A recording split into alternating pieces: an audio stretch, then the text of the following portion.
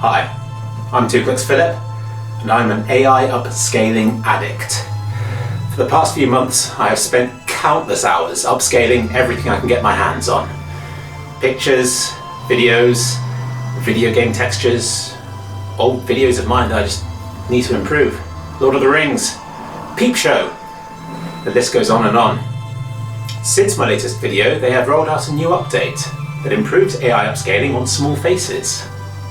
Coincidence? Here it is with it disabled, and here it is enabled. In my opinion, it's a bit scary. Let's turn it off again. Here it is with it disabled, and here it is enabled again. I think it's scarier, so keep it up. Thanks for the addition, Gigapixel. Topaz. I like to think that the program's face update was in response to my previous video, and Gigapixel's new face upscaling technology is certainly impressive. It automatically scans images for faces and then replaces them with a high-res version of what it thinks the face should look like, often with uncanny accuracy. It can detect glasses. It can retain an angled face, but it does like to make them look right into the camera, even when the originals were not. This new update only applies to really low-resolution faces. With larger images, it's business as normal. And, of course, it sometimes gets it a bit wrong, but it's hard to blame it when the image it's fed is so pixelated in the first place. So in case you're confused about what I'm trying to do in this video, I'm not trying to improve on the originals. I'm just seeing how well AI upscaling can add back in the details that are lost when an image is shrunk to a tiny size, and by how much of a difference the new face upscaling technology makes. The bottom images here are what the algorithm does if it's fed this low-resolution image. The original is only here so you can see how closely these results represent the original. Or not. And you know what I'm like. I'm always on the lookout for new and terrifying uses for stuff. And this face upscaling has a sinister side effect: for feed it a crowd and watch it go wild. Often with dozens of not quite normal looking faces, often creepily staring right into the camera.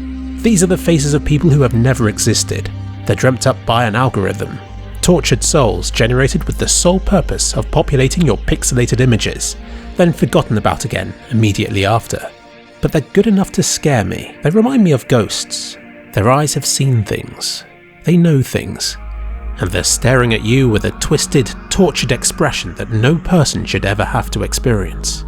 I did it with Game of Thrones as well, like that bit where the Clegane brothers fight each other. Though I'm not sure what I think of these expressions. Some look like people wearing masks, others don't seem excited to see the two most awesome people fighting, and these people look like they were looking forward to Clegane Bowl before it was cool. But wait, there's somewhere else we must upscale too. That shame sequence. Such hatred and anger displayed on screen by the townspeople of King's Landing. Will that emotion be retained after the scenes have undergone face upscaling? It's time to find out. Powerful stuff. I'm pretty sure I'd look the same as them if I saw Cersei's chosen body double walking towards me completely naked. This stuff isn't just as simple as overlaying faces onto smaller faces.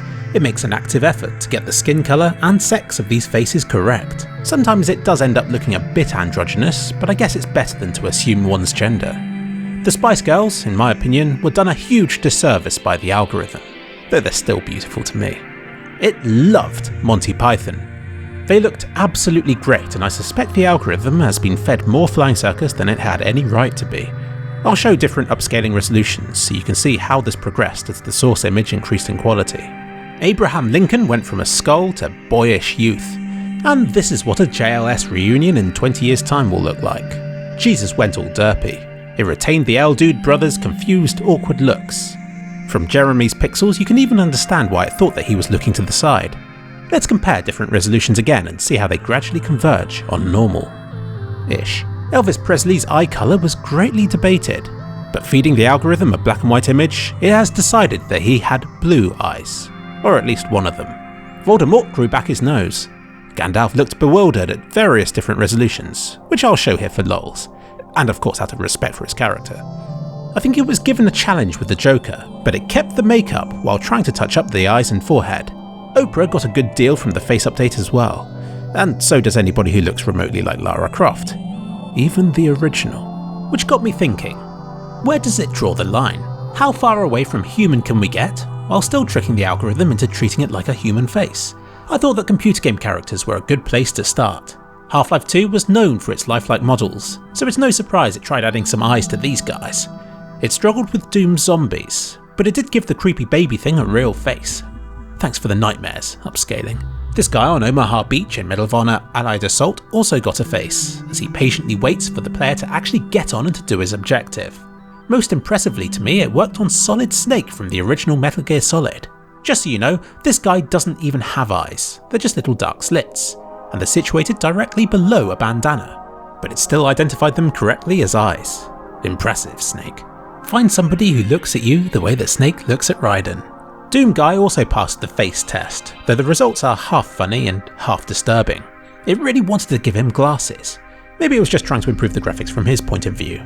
And while in one picture he wasn't given glasses, he was given 4 eyes. Upping the resolution it was upscaled from slightly resulted in even more glasses.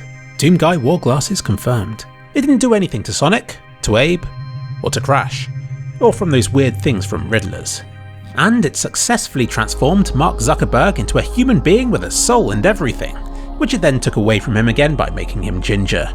It did like pixel art faces. These are some pixel faces originally generated from Pixel Me, a program on Steam which I'll link to in the description. I also tried extensively to give orcs human faces, because who doesn't want to do that?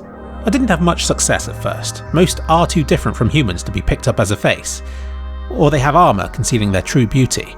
But at smaller resolutions, I started finding the odd eye that was upscaled nicely, and the most photogenic of the orcs even got a complete makeover once in a while, like this lovely little fellow, who I always thought was too friendly looking to be an orc. I had way too much fun doing this part of the upscaling. I urge everybody to try this someday. You haven't lived until you have. Gigapixel has done a wonderful job with its face generating technology, but when it comes to imitating humans, there's somewhere else that's gone even further. This person does not exist. Neither does this one, nor this one.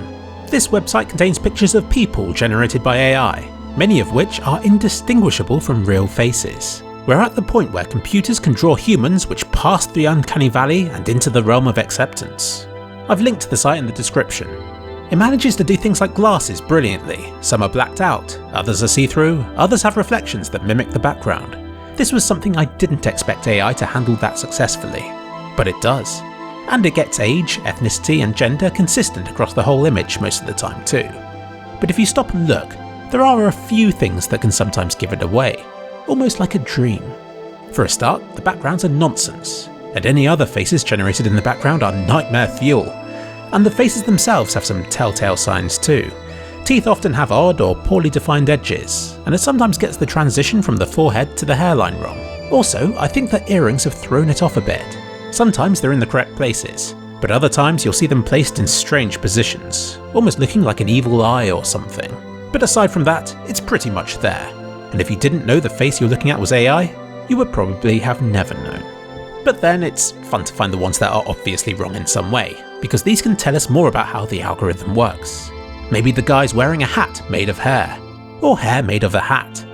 Or maybe they've stolen clothing from a Final Fantasy character. Or maybe they're stood in that place at the end of Interstellar. Or maybe they have an earring embedded into their face. Or maybe it crosses a baby with a middle-aged person. Or maybe it just royally messes everything up spectacularly. But it's getting there.